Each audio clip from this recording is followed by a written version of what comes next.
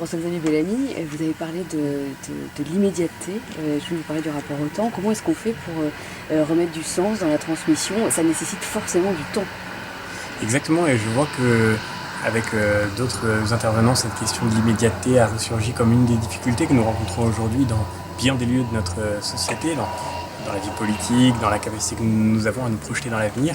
Et c'est aussi évidemment le cas dans l'éducation. Nous avons le sentiment qu'il faudrait que les enseignements aient tout de suite du sens, que les enseignements soient tout de suite opératoires, tout de suite opérationnels pour les élèves, alors qu'en fait, il faudrait avoir la capacité de parier, de faire ce pari que constitue l'enseignement. Le pari de l'éducation est toujours un pari d'avenir. C'est le pari que l'élève est capable de faire des choses qu'il n'est pas encore immédiatement capable d'accomplir et qu'il y a en lui un potentiel qui n'attend que de s'épanouir si on peut le nourrir, si on veut bien l'alimenter.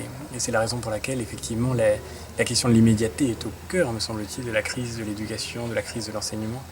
De fait, ça suppose pour les adultes, pour les parents, pour les enseignants, d'avoir cette abnégation de ne pas s'approprier tout de suite les fruits de leur propre travail, parce que c'est un travail dont nous ne connaîtrons pas les résultats. Quand nous enseignons, quand nous sommes parents, nous savons bien qu'il faut passer par des moments difficiles parfois, parce que la relation éducative est toujours une relation rugueuse, parfois compliquée, parfois incertaine, et avec cette certitude que le pari que nous faisons sur l'avenir de l'enfant qui nous est confié, eh bien ce pari portera du fruit, même sans que nous soyons capables de le prévoir, de le prédire, de le comprendre dès maintenant. Et au fond, paradoxalement, les enfants sont infiniment plus capables, je crois, de cette distance, de ce temps, de cette patience que les adultes ne le sont. C'est très curieux de voir comme l'école, comme parfois aussi les parents tentent de s'approprier des résultats qui ne leur appartiennent pas. Demain, les enfants seront capables de faire des choses incroyables, mais aujourd'hui, ils sont là pour recevoir d'abord et en recevant pour devenir petit à petit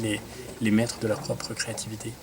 Et vous avez fait l'histoire de la transmission, la pensée de Descartes, la pensée de Rousseau, Bourdieu ensuite. Comment, effectivement, on pourrait faire du capital culturel à transmettre comme un contenant, un vase, je sais pas, quelque chose qui permet à l'élève ensuite de se l'approprier avec le temps et de produire derrière autre chose.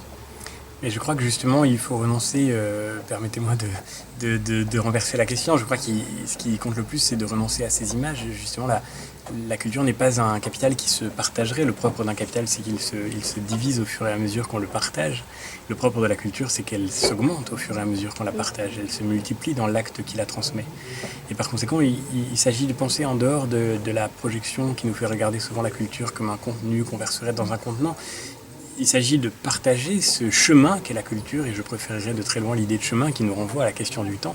Un chemin qui prend un certain temps à parcourir, mais au terme duquel justement le but constitue la transformation de celui-même qui chemine à travers elle.